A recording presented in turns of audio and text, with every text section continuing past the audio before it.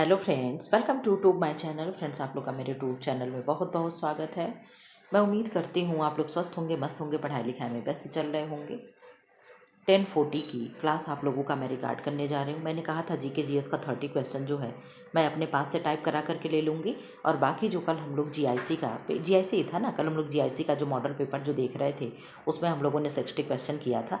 60 के आगे, ठीक है, जो भी 41 से लेकर के और 120 तक इसमें क्वेश्चन है सब्जेक्ट से, ठीक है। तो 60 तक हम लोगों ने कर लिया था, और 60 के आगे जो भी आपका क्वेश्चन बचा है आज मैं कोशिश करूँगी कि कंप्लीट करा दूँ, ठीक है। और आज मैं एक्सप्लेन मतलब बहुत कम करूँगी या कहो नहीं करूँगी।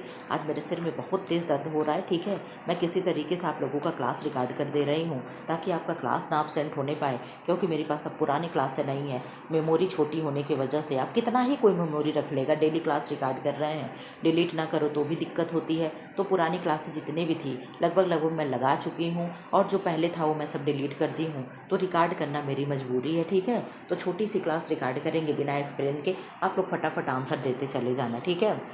जो नए बच्चे हैं वो चैनल को सब्सक्राइब कर लेंगे, बेल आइकन को प्रेस कर देंगे ताकि इस तरीके से महत्वपूर्ण क्लास आपसे मिस ना होने पाए, ठीक है।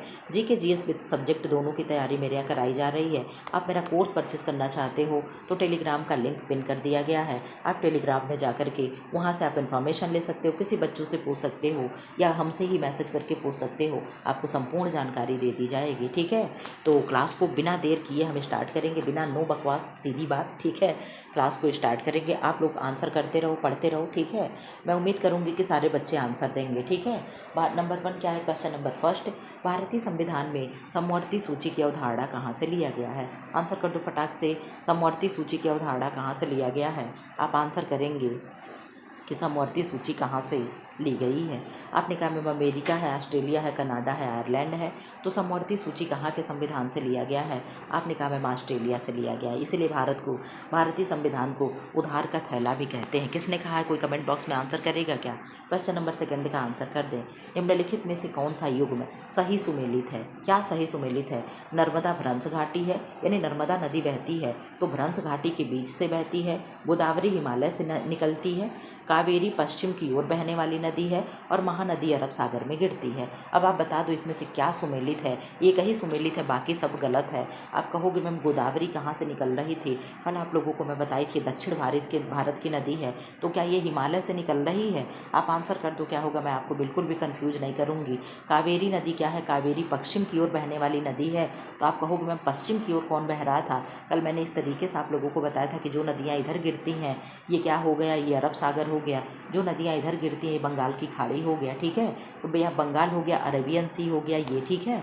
तो जो इधर गिर रही हैं ये पूरब से पश्चिम की तरफ गिर रही हैं, क्या है, ईस्ट टू वेस्ट गिर रही हैं। और इधर की जो नदियाँ हो गई क्या है, तो इधर की नदियाँ जो हो गई आप कहोगे पश्चिम से पूर्व की ओर गिर रही हैं, क्या है, पश्चिम से पूर्व की ओर ये नदियाँ गिर रही हैं। तो कावेरी नदी क्या पश्चिम की ओर बहने वाली नदी है, अब आप देख लेना। अब महानदी क्या है, तो महानदी उड़ीसा में बहती है, अरब सागर में गिरती है क्या। तो आप कहोगे मैम उड़ीसा इधर है, पश्चिम साइड पूरब साइड पे है, तो कहाँ से ये गिरेगी, अरब सागर में। तो एक आपका आंसर सही हो जाता है कि नर्मदा नदी जो है भ्रंश घाटी में बहने वाली नदी है। तो दूसरे का ये ऑप्शन सही हो जाएगा, ठीक है। थोड़ा बहुत एक्सप्लेन मैं कर दूंगी, ठीक है। मुद्रास्फीति की स्थिति में सामान्यतः मुद्रा की क्रय शक्ति के पर क्या प्रभाव पड़ता है। मुद्रास्फीति यानी महंगाई से एक मुद्रास्फीति होता है, एक मुद्रा अपस्फीति होता है, ठीक है। तो मुद्रास्फीति क्या है, महंगाई घट रही है कि बढ़ रही है कि स्थिर रहेगी कि दोगुनी हो जाएगी। सामान्य मुद्रा की क्रय शक्ति, क्रय मतलब खरीदना और विक्रय मतलब बेचना, क्या होगा, क्रय मतलब खरीदना और विक्रय मतलब बेचना। तो खरीदने की शक्ति क्या होगी, बढ़ेगी कि कम होगी। आप आंसर कर दें। आपने कहा क्वेश्चन नंबर 3 का ऑप्शन नंबर 20 करेक्ट आंसर हो जाएगा। क्या हो जाएगी, क्रय शक्ति घटती है यानी महंगाई बढ़ गई। मुद्रास्फीति का मतलब है कि महंगाई बढ़ गई। जैसे इस समय है कि क्या है, कोई भी चीज़ आपको 150 रुपये नीचे कुछ नहीं, 150 रुपये किलो के नीचे कुछ नहीं मिल रहा है। मैं फ्रूट्स की बात कर रही हूँ, ठीक है। आप एप्पल खरीदने जाओ वो भी 150 रुपये में ऐसा मिलेगा कि आप देख करके मुँह घुमा लोगे, आपको पसंद ही नहीं आएगा, ठीक है। क्वेश्चन नंबर 4 क्या है, भारतीय राष्ट्रीय कांग्रेस के प्रथम अधिवेशन की अध्यक्षता किसने की थी। दादा भाई नौरोजी, सुरेंद्रनाथ बनर्जी, WC बनर्जी, ये वही हूँ। आंसर करते क्वेश्चन 4 का। स्थापना 1885 में हो गया था, ये तो आप लोगों को रट गया होगा। स्थापना कहाँ हुआ था, तो मुंबई के तेजपाल संस्कृत विद्यालय में हुआ था। यस या नो, आपने कहा यस मैम। तो 4 का क्या हो जाएगा? आपने कहा ma'am option number C is correct हो जाएगा, WC बनर्जी हो जाएंगे। क्वेश्चन नंबर 5 का आंसर कर दो। प्रकाश संश्लेषण में पौधों द्वारा अवशोषित प्रमुख गैस कौन सी है? कल मैंने आप लोगों को कल या परसों की क्लास में मैंने आप लोगों को एक्सप्लेन किया था कि फोटोसिंथेसिस जो होता है, जो प्रकाश संश्लेषण की प्रक्रिया होती है, CO2 गैस होता है, वाटर होता है, क्या होता है?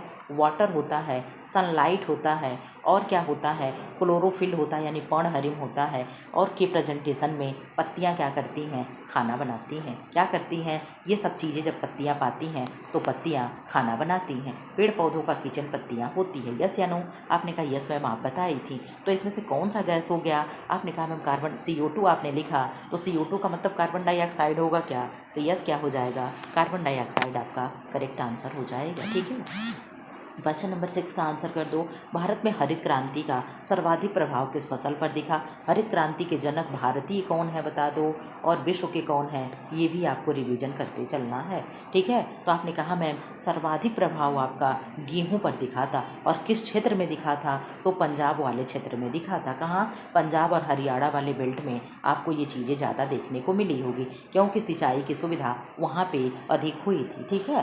तो सिंचाई और खाद की व्यवस्था वहाँ पे अधिक हुई थी। तो पंजाब में आप जानते हो ये चीज़ें किस पे देखने को मिली थी? गेहूं और चावल पे अधिकतम देखने को मिली थी, ठीक है। तो 6 का क्या हो जाएगा? Option number A is correct हो जाएगा, ठीक है।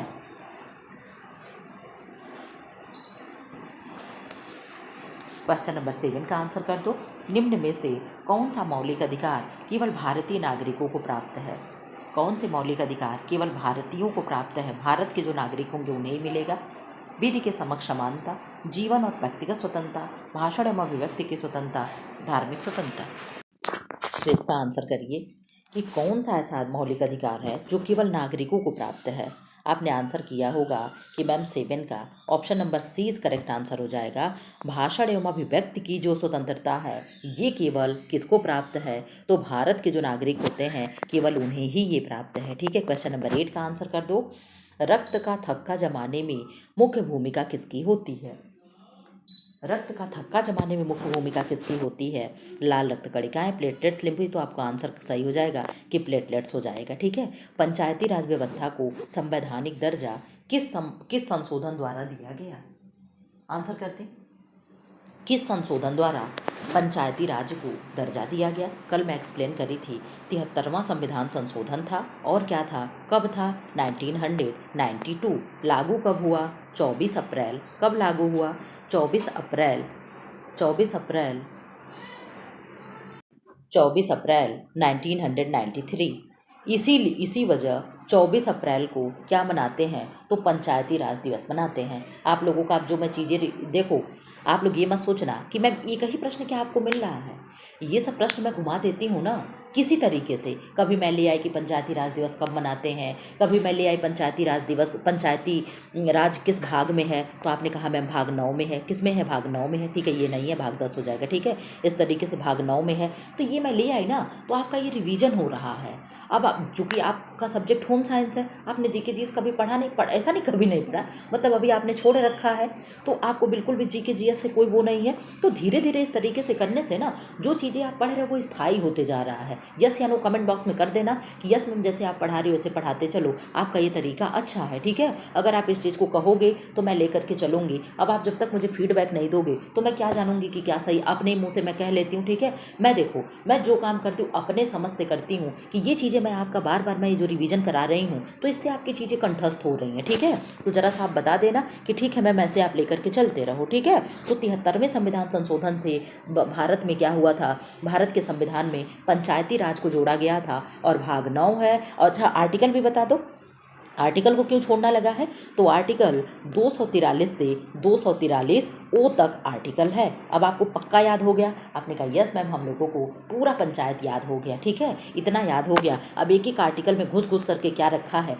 इतना डीप आपसे नहीं पूछेगा, मैं ये भी बता दे रही हूँ, ठीक है। बस आप इतना ओवरऑल जानते रहो, इतना आपके लिए सफिशियंट है, ठीक है। अब इधर आ जाओ, क्वेश्चन नंबर 10। मैंने कहा ना कि जीके जीएस की तैयारी भी मैं कराऊंगी, लेकिन कैसे आपका जीके जीएस तैयार हो जाएगा आप कभी सोच भी नहीं पाओगे कि मैम ने जीके जीएस की कोई क्लास भी नहीं लगाई और फिर भी हम लोगों का जीके जीएस कंप्लीट भी हो गया, ठीक है। इस तरीके से मैं आपको पढ़ा दूंगी। मैं जो प्रॉमिस करती हूँ तो मैं पूरा करती हूँ, ठीक है। आप इससे निश्चिंत रहो कि आप लोगों का कोई चीज़ छूटेगा, ठीक है। जिन लोगों ने मुझ पर ट्रस्ट किया है तो मैं उनके ट्रस्ट के काबिल मैं बनकर दिखाती हूँ, ठीक है। तो निम्नलिखित में से कौन सा अम्ल वर्षा यानी एसिड रेन का प्रमुख कारण है? कल मैं आप लोगों को बताई थी कि नाइट्रस ऑक्साइड जो होता है वो क्या होता है। आप कहोगे मैम नाइट्रस ऑक्साइड को आपने N2O लिखा था, वो हंसाने वाली गैस थी, लाफिंग गैस था, ठीक, वो अलग चीज़ था। लेकिन इसका आंसर कर दो क्वेश्चन नंबर 10 का क्या है। मेरा कहने का मतलब ये है कि पीछे की चीज़ भी अगर कहीं किसी क्वेश्चन में याद आता है तो आपको मैं याद कराते चलूँगी। आपने कहा मैम सल्फर डाइऑक्साइड जो है इसके वजह से अम्ल वर्षा होती है, ठीक है। अब इधर आ जाओ, सल्फर डाइऑक्साइड क्या होगा? SO2 होगा क्या? कमेंट बॉक्स में आंसर करना, तो SO2 ही शायद होगा, ठीक। क्वेश्चन नंबर 11 का आंसर कर दो। दक्षिण पश्चिम मानसून इस तरीके से अगर आप भारत को बनाते हो, ठीक है, तो क्या हो गया इस तरीके से, ये दक्षिण है, ये क्या है, पश्चिम है, ये पूरब है, ये उत्तर है, तो दक्षिण पश्चिम मानसून, ठीक है। दक्षिण से पश्चिम की ओर जब इस तरीके से मानसून आता है, इस तरीके से जब मानसून आता है तो क्या होता है, भारत में सबसे पहले सामान्यतः किस राज्य में प्रवेश करता है? आप लोग देखते होंगे, सुनते होंगे कि 2 जून हुआ, 20 जून हुआ, यहाँ मानसून आ गया है, तो किस तट पे मानसून पहले आता है, ये आपको आंसर करना है, ठीक है। इधर से मानसून आता है, आपको ये भी मैं भूगोल जब मैं पढ़ाऊंगी तो आपको ऐसे मैं छोटा सा मैप ड्रा करके पढ़ाऊंगी। इधर क्या है, आप कहोगे मैम यहाँ केरल है, इधर क्या है, तो आप कहोगे मैम तमिलनाडु है, ठीक है। अब इन्हीं 2 में होगा बारिश, अब आप बता दो कहाँ होगा। पश्चिम बंगाल जो आप देख रहे हो, पश्चिम बंगाल यहाँ कहीं है, ठीक है। उड़ीसा आप देख रहे हो, उड़ीसा यहाँ कहीं है, ठीक है। अब आप आंसर कर दो क्या होगा। मैं ये भी बता दी कि आपका 2 ही आंसर होगा, क्योंकि पश्चिम बंगाल और उड़ीसा पश्चिमी तट, पूर्वी तट के राज्य हैं, न कि पश्चिमी तट के। आपको ये भी क्लियर होना चाहिए कि पश्चिम तट पे कौन से राज्य बसे हुए हैं और पूर्वी तट पे कौन से राज्य बसे हुए हैं, ठीक है। ये कौन पढ़ाएगा, सब हम पढ़ाएंगे, ठीक है। 11 का आंसर कर दो क्या होगा। आपने कहा ma'am Kerala is correct answer हो जाएगा। आप लोग हमेशा सुनते होंगे कि केरल के तट पे क्या हो गया है, मानसून आ चुका है, ठीक है। क्वेश्चन नंबर 12 का आंसर कर दें। भारत के नियंत्रक एवं महालेखा परीक्षक, जिन्हें हम CAG कहते हैं, ठीक है, कैग कहते हैं, की नियुक्ति कौन करता है? प्रधानमंत्री, संसद, राष्ट्रपति, सर्वोच्च न्यायालय। तो आप जानते हो जितने भी मोस्ट पदों की नियुक्ति होती है वो सब राष्ट्रपति करते हैं। किसकी नियुक्ति राष्ट्रपति करते हैं, कोई 1-2 कमेंट बॉक्स में आप बता दो। मेरा जब सिर दर्द थोड़ा सा सही रहेगा जिस दिन, उस दिन मैं ये क्वेश्चन दोबारा लेकर आऊँगी, ठीक है। तो मैं वहाँ पर सबको मैं बता दूंगी कि राष्ट्रपति किसके अपॉइंटमेंट करते हैं, ठीक है। कोशिका का पावर हाउस किसे कहते हैं? तो ये तो आपका बोनस क्वेश्चन है, क्या हो जाएगा, माइटोकॉन्ड्रिया। स्थायी बंदोबस्त यानी परमानेंट सेटलमेंट किसने लागू किया था? आपको कल या परसों में क्लास में कराई थी। इसका भी आप आंसर दे पा रहे होंगे कि मैम क्वेश्चन नंबर 14 का आंसर हो जाएगा ऑप्शन नंबर 20 करेक्ट आंसर, यानी लॉर्ड कॉर्नवालिस हो जाएगा, ठीक है। क्या होगा, लॉर्ड कॉर्नवालिस। ये लॉर्ड डलहौजी कौन है? तो ये हड़प नीति लेकर आया था। क्या किया था, हड़प नीति लेकर आया था। सतारा हो गया, झांसी हो गया, संबलपुर हो गया, बघाट हो गया, इनको क्या किया था, सबको हड़प लिया था, ठीक है।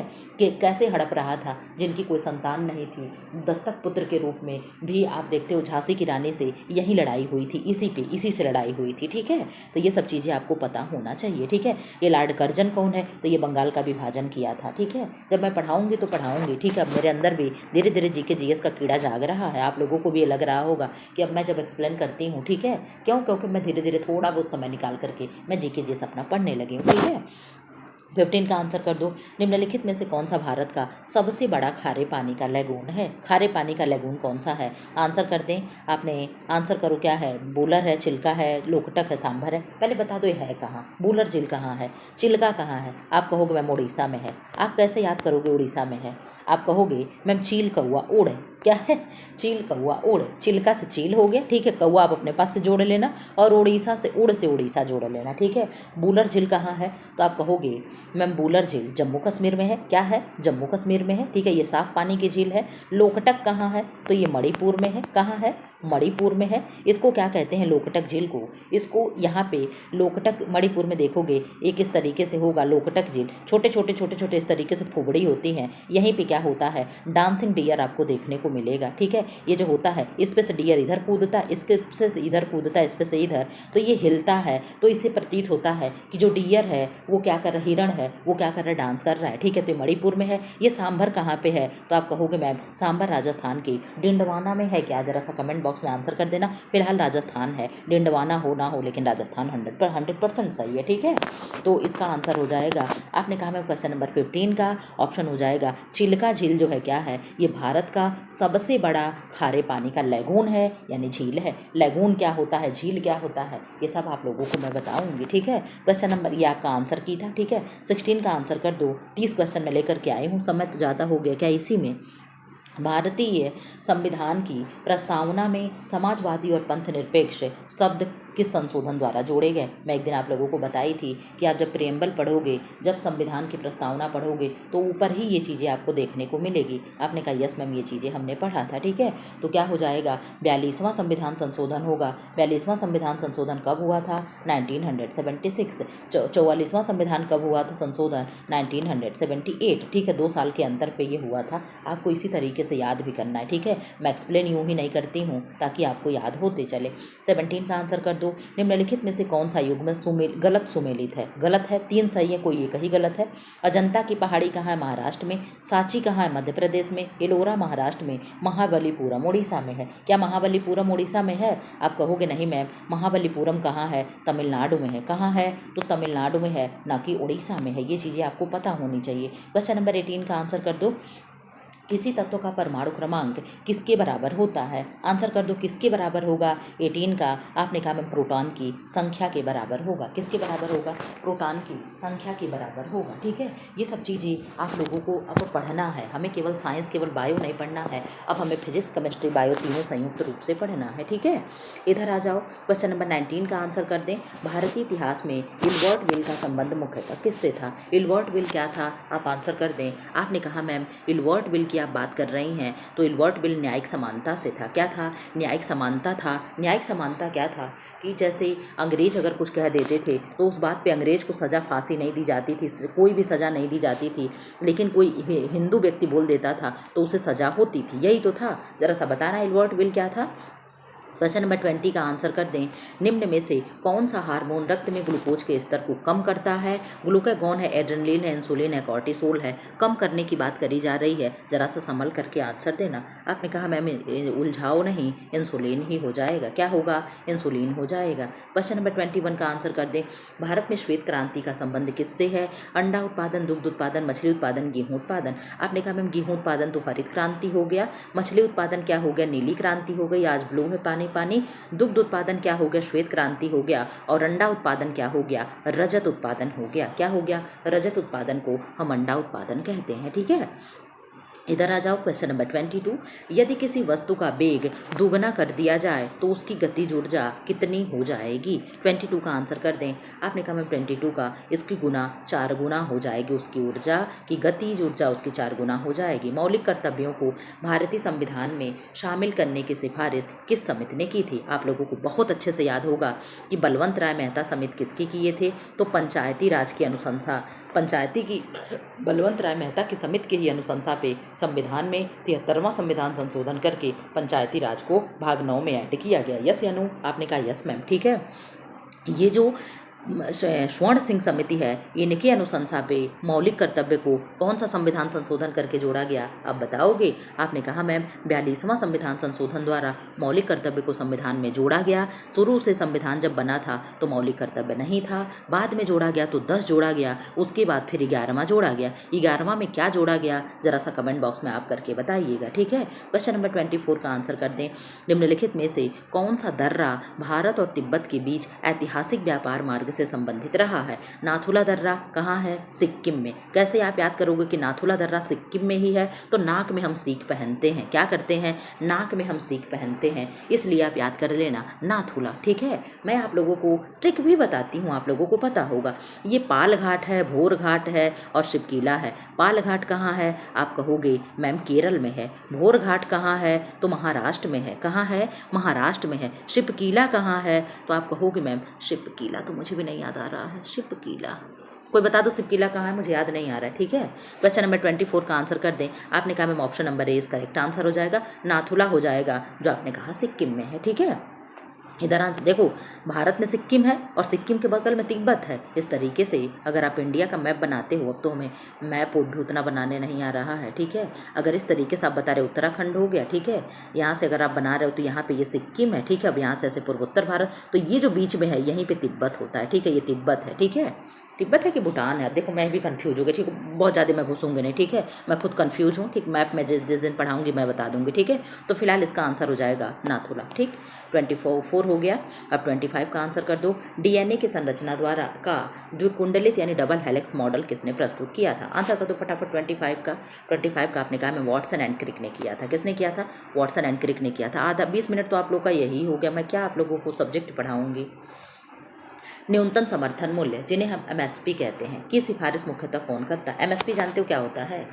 एक मतलब कुछ फसल होते हैं जिन पे सरकार एमएसपी देती है, ठीक है। उस पे सरकार क्या देती है? सब्सिडी देती है। आंसर करो क्या होगा? एमएसपी की सिफारिश कौन करता है? आपने कहा मैम एमएसपी की सिफारिश जो है कृषि लागत एवं मूल्य आयोग सीपीसीए आयोग करता है। आज का क्वेश्चन बहुत आप लोगों को लेवल मेंटेन मिला होगा, ठीक है। मैं पहले देखो डायरेक्ट आप लोगों को मैं हमेशा कहती हूँ जब क बनाना सिखाएंगे तो पहले जीरो फिर डंडी फिर यूँ सिखाएंगे। हम डायरेक्ट इस तरीके से क सिखाएंगे बच्चा कभी नहीं सीखेगा, ठीक है।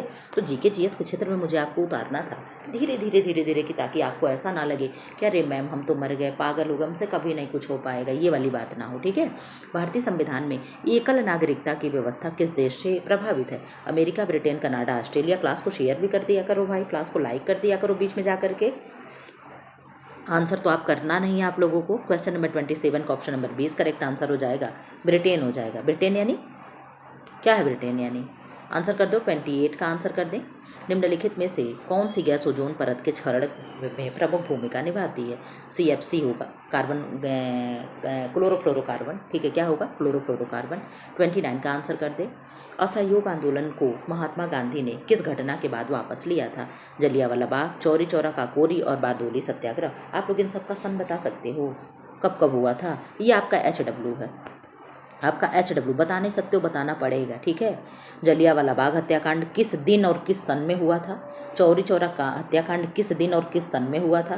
काकोरी कांड किस सन में और किस दिन हुआ था? बारदोली सत्याग्रह किस दिन और किस सन में हुआ था? ये सबका मुझे डेट सहित आपको चाहिए, ठीक है। मैं ये देखूंगी कमेंट बॉक्स में कि कितने लोगों ने आंसर किया है। फिलहाल इसका आंसर तो मैं बता करके जाऊंगी कि 29 का आपने कहा मैम जलियांवाला बाग जो हत्याकांड है, अरे चौरी चौरा हत्याकांड के बाद क्या हुआ? असहयोग आंदोलन गांधी जी ने वापस कर लिया था, ठीक है। असहयोग आंदोलन कब हुआ था ये तो मैं बता करके ही जाऊंगी। असहयोग आंदोलन 1900 असहयोग, चलो मैं नहीं बताऊंगी, ठीक है, क्योंकि मैं कन्फ्यूजन में हूँ। 20 और 30 में मेरा कन्फ्यूजन चल रहा है, ठीक है। 1930 या 20 में मैं कन्फ्यूज हूँ, ठीक है। तो मैं नहीं बता रही हूँ। जो कन्फ्यूजन हो बच्चों को कन्फ्यूजन में, एक तो ऑलरेडी आप लोग इतने टेंशन में हो और मैं भी कन्फ्यूज कर दूँ तो ये मुझसे नहीं होगा, ठीक है। तो ये चीज़ें आप देख लो। चौरी चौरा फिलहाल कहाँ, मैं ये बता सकती हूँ, गोरखपुर में ही है, ठीक है। और वो जो स्मारक बना है जहाँ पर पुलिस चौकी को फूंक दिया था इन लोगों ने, पुलिसों में, भारत की जनता ने, ठीक है, वो भी मैं देख रही हूँ, ठीक। तो इधर आ जाओ क्वेश्चन नंबर 30। यदि किसी विलयन का पीएच मान 3 है तो वह क्या होगा? प्रबल क्षारी होगा, उदासीन होगा, अम्लीय होगा, लवणी होगा। तो आप जानते हो ना लवणी होगा ना क्या होगा, उदासीन होगा। आप कहोगे मैम ना क्षारीय ही होगा, क्यों? ये भी हम जान रहे हैं केवल अम्लीय ही है, ठीक है। क्या है? केवल अम्लीय यानी एसिडिक होगा, ठीक है। तो 30 क्वेश्चन आप लोगों का मैं 23 मिनट में करा दी। अब 1 सेकंड का मुझे टाइम दे दो, आप लोगों का मैं PDF ओपन करूँ, देखूँ ओपन होता भी है कि नहीं होता है, ठीक है। कल के क्लास में हम लोगों ने यहाँ तक देखा था, 61 से हमें देखना है, ठीक है। 61 से लेकर के और 120 क्वेश्चन तक हम यहाँ पे सॉल्व कराएंगे। एक्सप्लेन बिल्कुल भी मैं नहीं करूँगी ताकि आपका कम समय में जल्दी से हो जाए, ठीक है। 23-24 मिनट वहीं हो गया था GK GS में ही। अब आंसर कर दो 61 का।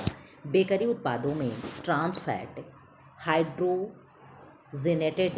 वसा प्रचुर मात्रा में होती है, कारण क्या है?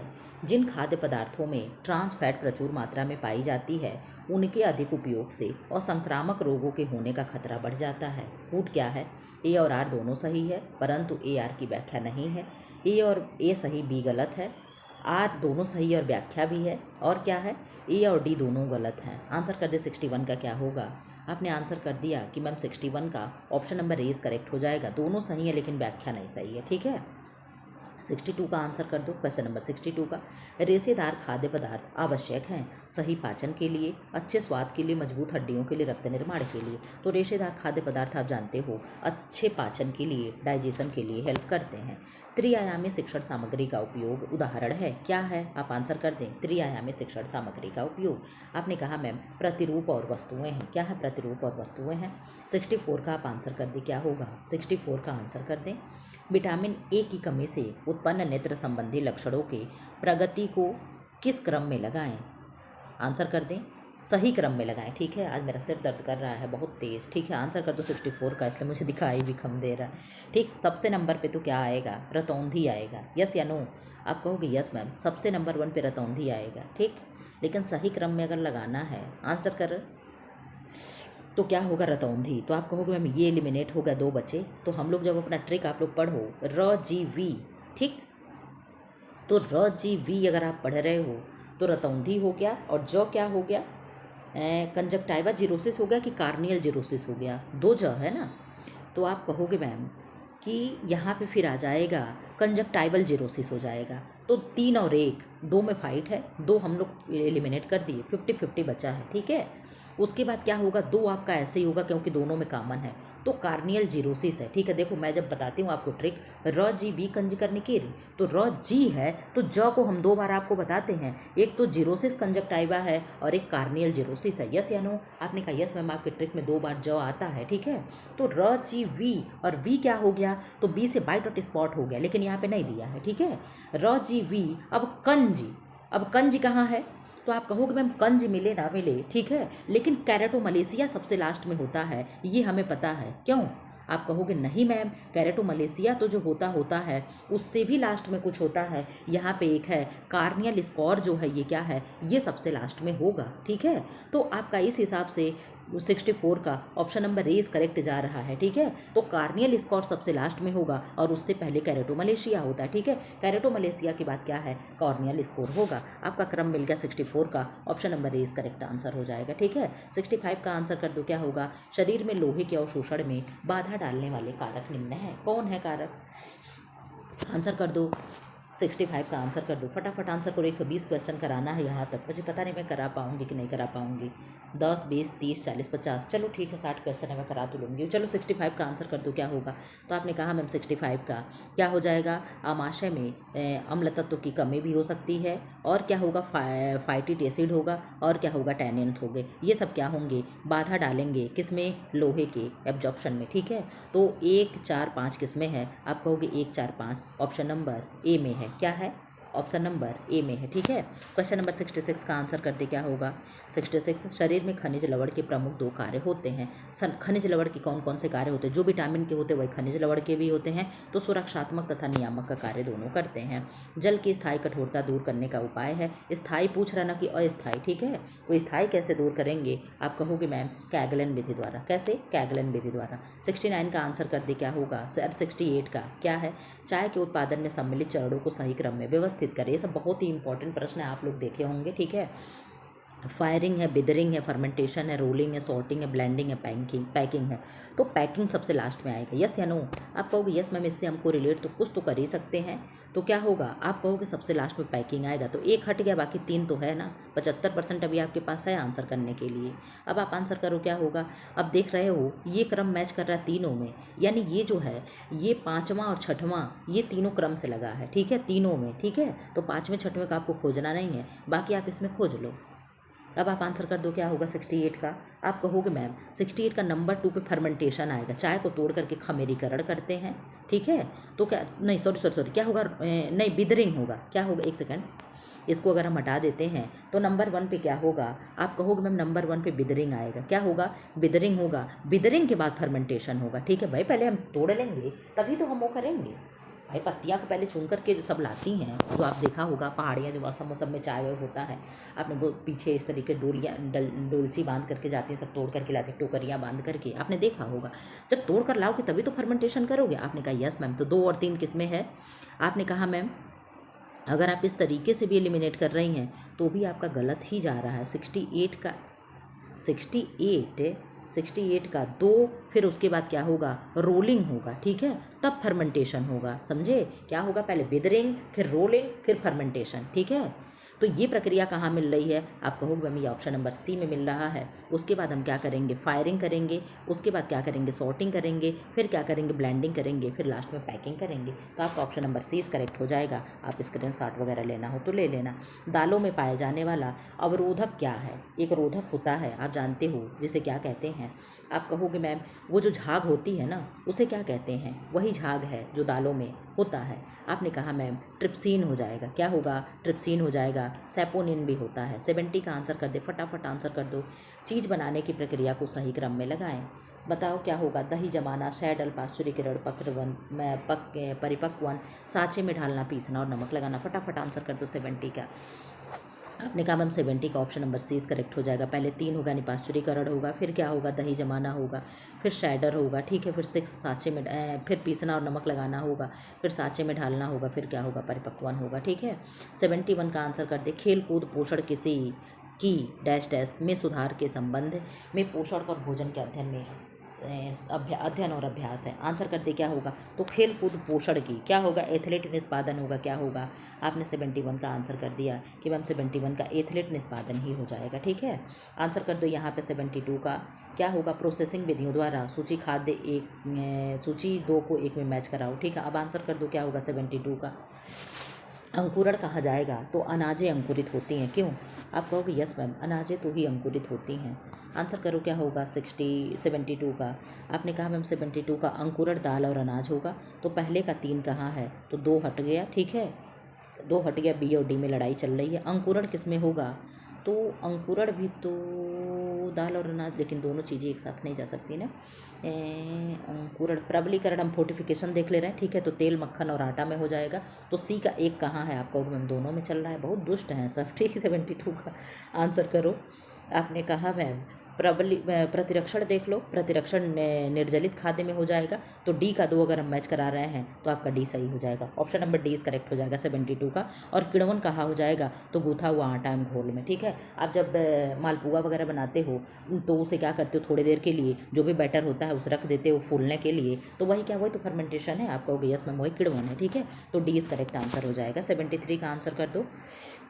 क्वेश्चन नंबर 73 का, निम्नलिखित में से, ओहो भाई कुछ भी निम्नलिखित मानवमिति पोषण स्तर निर्धारण की विधि है, क्या है विधि। आंसर कर दे विधि क्या है। त्वचा की परत की मोटाई है, 24 घंटे अनुसरण विधि है, मध्य है, रक्तचाप है और कमर की परिधि है। तो रक्तचाप से तो मतलब नहीं होना चाहिए, क्यों। 73 का आंसर कर दो क्या होगा। आपने कहा मैम रक्तचाप नहीं होगा, और क्या नहीं होगा, कमर की परिधि तो है 100% है, आपका ये मध्य ऊपरी भी है, त्वचा के परत की मोटाई भी है, 24 घंटे रिकाल अनुसरण नहीं है, ठीक है। तो 1, 3 और 5 कहाँ है। आप कहो मैम 1, 3 और 5 की आप बात कर रही हो, तो 1, 3, 5 इसमें नहीं, एक ये है, क्या है 1, 3, 5 इसमें हो जाएगा, ठीक है। क्या होगा, option number D correct answer हो जाएगा। यानी 73 का ऑप्शन नंबर डी करेक्ट हो जाएगा, ठीक है। 74 का आंसर कर दें। निम्नलिखित आहारी सर्वेक्षण करने की विधियाँ हैं, क्या है। HPLC है, 24 घंटा अनुसरण है, FFQ है और आहार इतिहास है। ये सब प्रश्न बहुत तगड़े वाले हैं, ठीक है। शमा जी को आप लोग सब लोग थैंक यू बोल देना, इतना बढ़िया प्रैक्टिस सेट उन्होंने दिया सॉल्व कराने के लिए। 74 का ऑप्शन नंबर ए करेक्ट हो जाएगा, 2, 3 और 4 हो जाएगा, ठीक है। क्या हो जाएगा, 2, 3 और 4 हो जाएगा, ठीक। मांगती मैं सबसे हूँ लेकिन देती वही है, ठीक है। 75 का आंसर कर दो। गर्भावस्था के दौरान कुल प्रोटीन बनती है, कितना बनता है। आप देखते हो प्रोटीन कहाँ कहाँ कितना बढ़ता है, आपको ये पता है ना। आपने कहा यस मैम पता है, लेकिन टोटल पूछ रहा है, ठीक है। तो 75 का आपने कहा ma'am option number A correct हो जाएगा, 900 ग्राम हो जाएगा, ठीक है। 76 का आंसर कर दे क्या होगा। निम्नलिखित में से कौन सी समय संबद्ध PLA पद्धतियाँ हैं। ऐतिहासिक ट्रांजैक्ट है, वेन आरेख है, मैट्रिक रैंकिंग है, वस्तुनिष्ठ आरेख है। जो लोग LT मेंस की तैयारी किए होंगे उनका ये बहुत बढ़िया हुआ होगा। PLA PRA मैं वहाँ पे करा चुकी थी बहुत अच्छे से, ठीक है। 76 का आंसर कर दे। आपने कहा ma'am option number D correct हो जाएगा, 1, 4 और 5 हो जाएगा, ठीक है। इधर आ जाओ। 77 का आंसर कर दो फटाफट आप लोग आंसर का। पता नहीं क्यों मुझे लग रहा है ना कि मैं 120 क्वेश्चन आप लोग का मैं करा नहीं पाऊंगी। अभिकथन और कारण बता दो। खान पान की योजना में मेन्यू एक महत्वपूर्ण साधन माना जाता है। उपभोक्ताओं को आकर्षित करने हेतु मेन्यू में परोसे जाने वाले खाद्य पदार्थों की विस्तृत सूची दी जाती है। आंसर कर दो क्या सही है क्या गलत है, मैं केवल आंसर बताऊंगी। आपने कहा मैं ए और आर दोनों सही है, ठीक है। क्वेश्चन नंबर 78 का आंसर कर दो। आंतेतर पोषण का अर्थ क्या है? आंतेतर पोषण, ठीक है, यानी आंत के इतर हम किस तरीके से पोषण दे सकते हैं? नलिका नासिका नली द्वारा, यानी नाक में, नस द्वारा, अनुपूरक और सूखा भोजन। आंसर कर दो। तो ये दोनों तो होना नहीं चाहिए, इन्हीं दोनों में से होना चाहिए। आपने कहा मैम 78 का नासिका द्वारा भी भोजन व्यक्ति को दिया जाता है। अगर आंत में कुछ हुआ हो तो डायरेक्ट नासिका नली से देते हैं। सब चीज़ें बहुत बकवास होता है, लेकिन फिर भी पढ़ना पड़ता है। 79 का आंसर कर दो। निम्नलिखित खाद्य सामग्री को उनके उत्पादक से सुमेलित करें। क्या क्या चीज़ें किससे बनता है, किसमें क्या क्या चीज़ें होती हैं? तो सोयाबीन से टोफू होता है, आप जानते हो। दूध से पनीर बनेगा, ये भी आप जानते हो। अंगूर से वाइन बनेगा, ये भी आप जानते हो, ठीक है। अब आप मैच कराओ। चीनी से क्या बनेगा? अब आप मैच, कितना तो मैंने 3 मैच करा दिया, अब आप कराओ। 79 का आपने कहा मैम 79 का, तो 3 अगर आप मैच कराई हैं तो 1 का 2 हो गया। 1 का 2 हम एक ही केवल पकड़ लिए, सही हो गया, देख रहे हो। ऑप्शन नंबर 20 करेक्ट आंसर हो गया, ठीक है। 79 का 79 है ना? हाँ 79 का, ठीक है, 20 सही है। देखो, तो दूध से पनीर बनेगा। पपीता से क्या बनेगा? आप कहोगे पपीता से टूटी फ्रूटी बनेगी। क्या बनेगी? टूटी फ्रूटी पपीता से बन जाएगा। और क्या होगा? चीनी से क्या बनेगा? आप कहोगे फोनटेंट, एक प्रकार का मिष्ठान है, ठीक है। अब इधर आ जाओ। 80 का पॉलीयूरिया किस बीमारी में दिखाई पड़ता है? किस बीमारी में पॉलीयूरिया, पॉलीडिप्सिया, ठीक है, ये सब चीज़ें का, जीरोस्टोमा, ये सब किस में दिखाई देता था? आपको डायबिटीज़ में। ये सब तो इजी क्वेश्चन है, ठीक है। क्वेश्चन नंबर 81 का आंसर कर दो। आईडीडीएम का फुल फॉर्म बता देना। एक दिन मैं और पूछी थी, वो बताई थी काजल जी, ठीक है। आईडीडीएम के मरीज के आहार में कार्बोज की पूरी तरह से रोकना नहीं चाहिए, क्योंकि यही सेम प्रश्न था। क्योंकि आंसर कर दो 81 का, क्यों नहीं रोकना चाहिए? आपने कहा कि मैम अगर हम रोक देंगे तो यह संतुष्टि का अनुभव नहीं है। क्या है यह संतुष्टि का अनुभव? तो 81 का क्या आंसर हो जाएगा? आपने कहा मैम 81 का, यह संतुष्टि का अनुभव नहीं है। यहाँ पे ये दे रहा है, ठीक है, लेकिन मुझे ये लग रहा था कि आईडीडीएम के मरीज के आहार में अगर पूरी तरीके से कार्बोज को रोक दिया जाए तो ऊर्जा प्रदान नहीं करता, ठीक, लेकिन अगर रोक देंगे तो प्रोटीन और फैट तो है ना। ये देख लेना आंसर, ठीक है, इस पर हम क्वेश्चन मार्क लगा रहे हैं। क्वेश्चन नंबर 82 का आंसर कर दें। इंसुलिन का श्रावण होता है यकृत द्वारा, अग्नाशय द्वारा, जठर द्वारा, जिह्वा द्वारा। तो आप जानते हो कहाँ से होगा? अग्नाशय से होगा, ठीक है। 83 का आंसर कर दो। नॉन स्टिक बर्तनों में टेफ्लॉन कोटिंग किसके लिए किया जाता है? किससे किया जाता है? आंसर कर दो क्या होगा? जो आप खाना बनाते हो चिपकता नहीं है, वो किससे होगा? तो पॉलीटेट्रा फ्लोरोएथिलीन होता है, ठीक है। 84 का आंसर कर दो। मैं केवल 85 ही क्वेश्चन करा पाऊंगी, ठीक है। बाकी का जो क्वेश्चन बचा है मैं तीसरे पार्ट में लेकर के आऊँगी। इतना भी क्या जल्दी लगा है, ठीक है। तबीयत नहीं सही लग रही है तो बहुत ज़्यादा जान देने की ज़रूरत नहीं है, ठीक है। निम्नलिखित में से किस लैंप में ऊर्जा की सर्वाधिक बचत होती है? आंसर कर दो। हैलोजन है, फ्लोरेसेंट लैंप है, प्रकाश उत्सर्जी डायोड लैंप है, सोडियम वेपर लैंप है। 84 का आंसर कर दे क्या होगा? आपने कहा मैम 84 का प्रकाश उत्सर्जी डायोड, जिन्हें हम क्या कह रहे हैं? लाइट एमिटिंग डायोड लैंप होता है। ये हम लोग कहाँ पढ़ते हैं? तो जब हम लोग वो होम मैनेजमेंट पढ़ते हैं तो वहाँ पे हम लोग लाइट वाले चैप्टर में पढ़ लेते हैं। 85 का देख लो क्या है। बीए गृह विज्ञान की 100 छात्राओं द्वारा प्राप्त अंकों का किस प्रकार औसत प्रयोग किया जाना चाहिए? बहुलक है, माध्यिका है, एमए है, जीएम है। आप ये जानते हो ये सब तो कुछ होगा ही नहीं, क्यों? आप लोगों को क्या याद करना? औसत तो क्या होगा? आप आंसर कर दो। बहुलक या माध्यिका दोनों में से होगा। तो आप कहोगे मैम माध्यिका तो 2 बराबर भागों में किसी को बांटता है, तो हम क्या है, माध्यिका ही आपका आंसर हो जाएगा। क्या हो जाएगा? 85 का ऑप्शन नंबर 20 करेक्ट आंसर हो जाएगा, ठीक है। अभी यहीं पे मैं क्लास के आपको रोक दे रही हूँ 86 से, और जो 120 तक दिया है, ठीक है, वो मैं कल के क्लास में करा दूंगी, ठीक है। कर कोई नहीं, थैंक यू। हाँ, अगर इसी तरीके से जुड़ करके आपको मेरे साथ तैयारी करनी तो आप मेरा कोर्स परचेज कर सकते हो, ठीक है। बाकी अगर कुछ नहीं कर रहे हो तो चैनल को सब्सक्राइब कर दे, वीडियो को लाइक कर दे, क्लास को शेयर कर दे, ठीक है। Thank you for watching.